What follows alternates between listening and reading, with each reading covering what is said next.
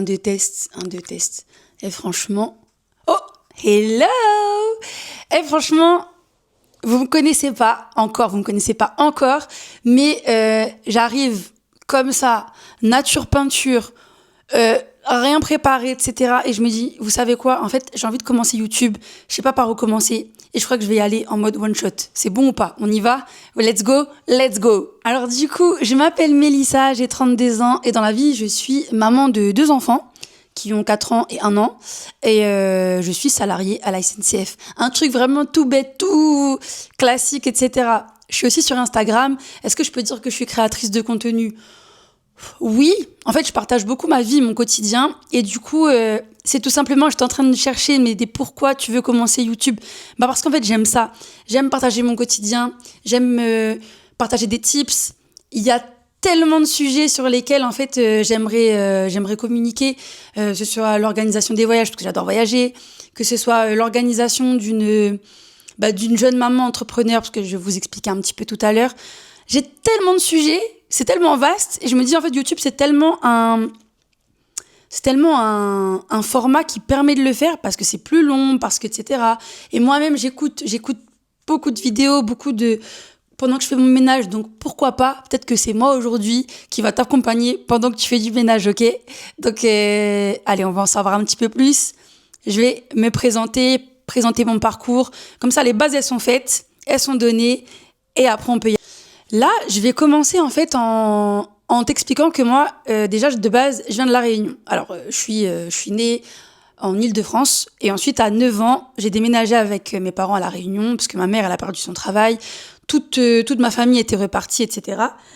Donc, c'était le moment ou jamais. Donc, on part à La Réunion et de mes 9 ans à mes 20 ans, j'y suis. Donc, j'y passe mes plus belles années, trop bien au soleil, etc.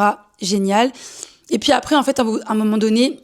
après 1 an de BTS tourisme et 1 an de fac d'anglais, je me dis en fait, moi je peux plus, il faut absolument que je trouve un travail et que je gagne des sous.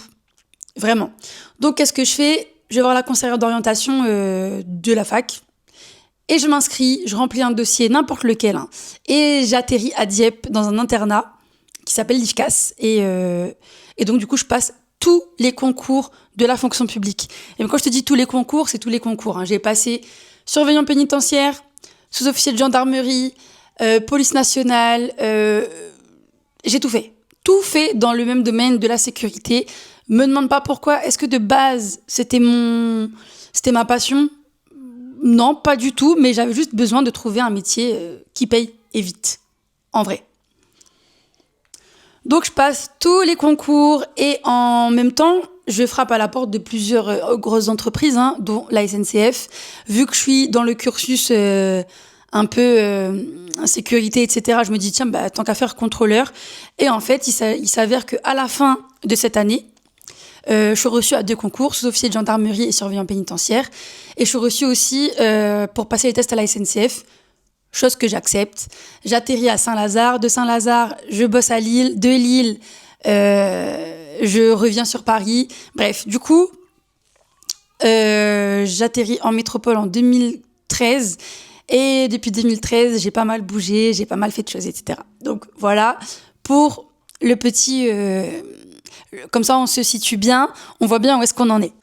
Ensuite, 2018, je rencontre mon mari, du coup, B-Trainer, qui est un coach sportif. Et à ce moment-là, moi, vous savez, avec la SNCF, les horaires décalés, le fait que, tu gagnes de l'argent, mais du coup, tu vis seule, tu déprimes un peu, etc. Et je me réfugie de ouf dans la street food. Enfin, la street food.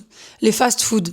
La street food, je suis là en mode, on est en Asie. Pas du tout. Les fast food, donc McDo, grec, tacos, c'est tout ce qu'il me faut pour me faire du bien et pour me bien faire grossir. Donc, à un moment donné, je commence à me dire, bon, mais ça, vas-y, reprends-toi. Je reprends le sport, j'essaie d'avoir une alimentation plus ou moins équilibrée. Et au même moment, je rencontre mon mari B-Trainer, ce qui est assez fou parce que comme par hasard, ce monsieur-là, il est coach sportif. Et à ce moment-là, ma vie va totalement changer. Donc, je le rencontre, etc. On emménage vite ensemble finalement. Et dès qu'on habite ensemble, bam, c'est le confinement. C'est le confinement. Et qu'est-ce qu'on fait? Moi, je peux pas travailler parce que les trains, ils sont à l'arrêt, tout est à l'arrêt. Lui non plus, parce que du coup, il travaille avec du public. Donc il me dit, bah écoute Mélissa, Instagram il a lancé les lives, donc viens on fait des lives. Ok, on fait des lives, bah ok, de toute façon comme ça me fait mon sport.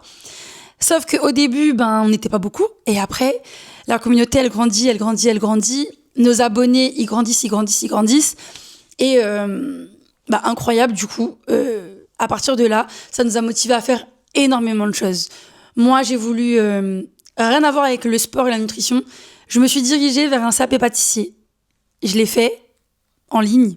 Je me suis loupée une fois. Après, je tombe enceinte. Je l'ai repassé.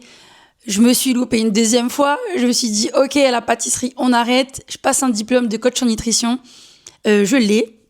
Je coach plusieurs femmes. Ça se passe très bien. Je crée mon e-book, le No Sugar Challenge. Ça marche très bien. Je me fais repérer par une maison d'édition qui s'appelle Amphora. Entre parenthèses, ils éditent le PSG. Et je suis plutôt fière. Et on crée du coup le Sugar Detox Challenge et ça marche plutôt bien.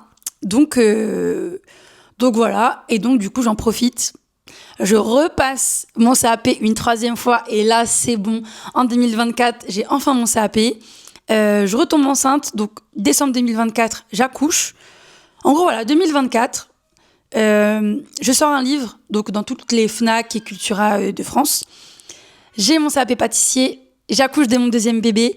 Et un autre gros bloc de ma vie, c'est que du coup, 2024 aussi, c'est la création de notre marque de sport avec monsieur qui s'appelle B-Trained. Donc, j'aurai bien l'occasion de vous en parler.